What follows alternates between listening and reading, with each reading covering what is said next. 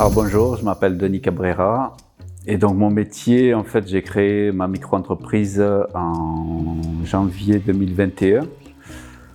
Ça faisait déjà quelque temps que je pratiquais en fait la création d'arbres de vie et là, en fait, je me suis pris tellement de passion que j'ai voulu rentrer dans le côté professionnel.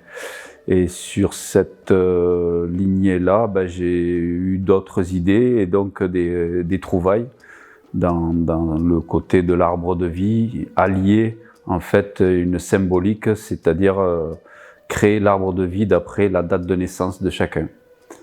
Et je l'ai trouvé grâce au calendrier celtique qu'on trouve sur Internet. Et donc les Celtes, les druides qui font encore cette pratique attribuent un arbre à chaque naissance. Et donc ça permet d'avoir cet arbre qui est pour eux qui est dit arbre protecteur. En plus d'être l'arbre de vie, c'est un arbre protecteur. Et cet arbre-là, je l'orne de pierres semi-précieuses pour apporter ce côté lumineux. Et c'est une symbolique, on va dire. La pierre que j'utilise la plupart du temps, c'est des pierres stop. Je sais pas pourquoi je partais là-dedans.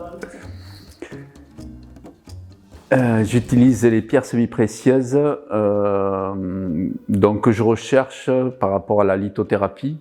Alors on y croit, on n'y croit pas. Moi, ce qui m'intéresse dans les minéraux, c'est la façon dont ils se sont formés. On peut, juste pour donner une information, la majorité des minéraux se forment 10 km sous terre. Donc c'est dans le magma, il y a de fortes pressions et c'est ce qui permet cette beauté au final. Donc les pierres que j'utilise souvent, c'est en lien avec la date de naissance aussi de chacun, mais là sur le côté astrologie que tout le monde connaît, donc les Gémeaux, les Taureaux, les Vierges. Et donc chaque signe astrologique, donc chaque personne a son trait de caractère. Il faudrait rentrer plus dans le vif du sujet, donc dans le chemin de vie de la personne, mais c'est rentrer un petit peu dans des endroits que la personne n'aime pas non plus, donc je reste plus général dans cette pratique-là. Et donc je choisis entre 3 et 7 pierres pour la personne, pour lui attribuer ce côté protection, ou souvent l'arbre est choisi, la pierre est choisie d'après la couleur. Donc la couleur apporte beaucoup aussi, donc on aime bien avoir une couleur, que ce soit de vêtements, d'objets à la maison qui nous ravit la journée. Donc là, c'est pareil pour les pierres. Et donc, ça a démarré quand j'étais jeune, vers l'âge de 10 ans. Mon père avait toujours fait des bonsaïs. Donc là, des petits arbres qu'on appelle bonsaïs. C'est des petits arbres donc il prélevait dans la nature une petite branche. Et à l'heure actuelle, c'est un héritage. Un bonsaï, ça se transmet de père en fils. Et là, c'est mon grand frère qui en a hérité. Donc, on a des bonsaïs d'environ entre 35 et 40 ans. Et c'est de là que ça a commencé.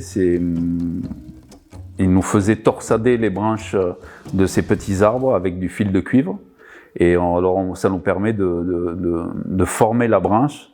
Et environ 1 an après, une fois que la sève est montée et descendue, on lui enlève ce fil de cuivre et ça permet à la branche de garder la forme qu'on lui a donnée.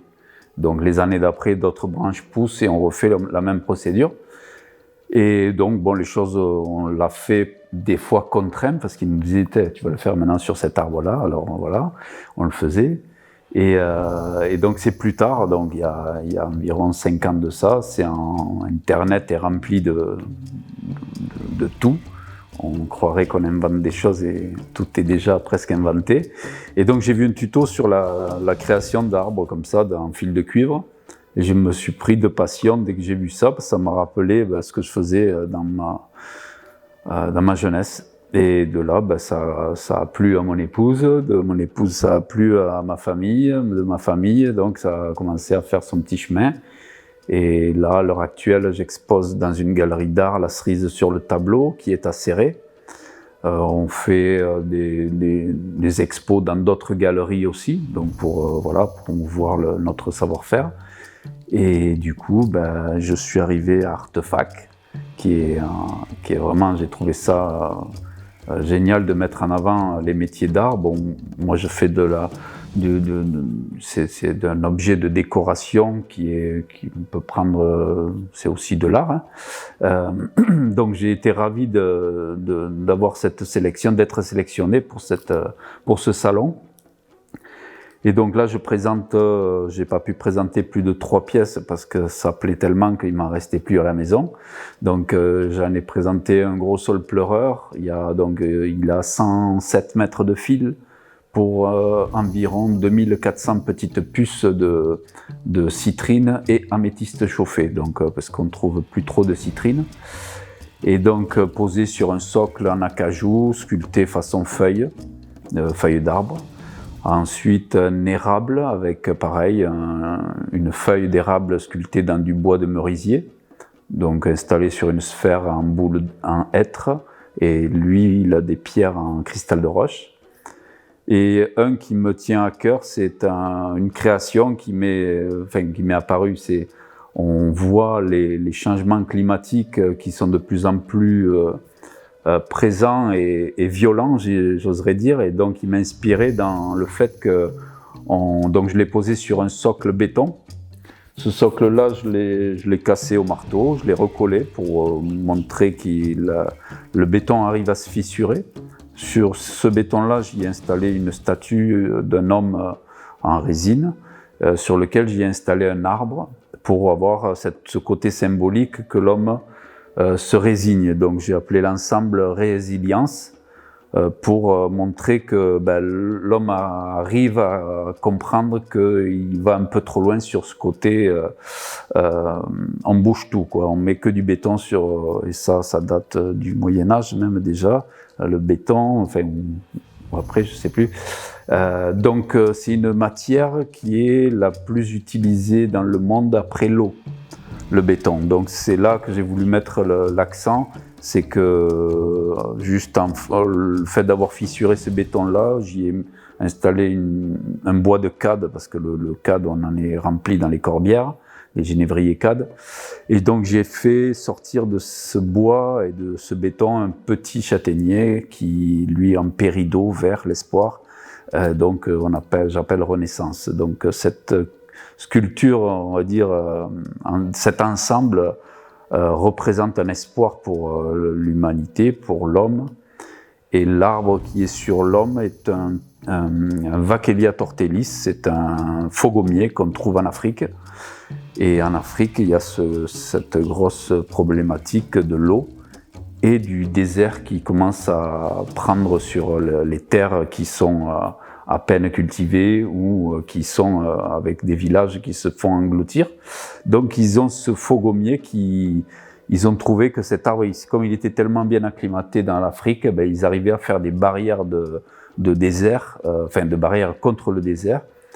Et c'est un arbre qui va permettre peut-être de redonner de la verdure à cette terre aussi aride. Et donc la grosse crainte qu'on a tous, c'est qu'il va se passer de toute façon, parce qu'on est dans un monde qui change très vite, c'est les réfugiés climatiques. Et là, donc tout ça, c'est l'homme, s'il va au-delà de ses possibilités, mais dans ce sens de préservation, on arrivera sûrement à avoir quelque chose de bénéfique pour tout le monde, en fait.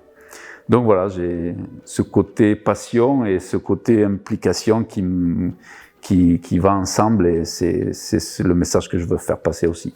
Voilà.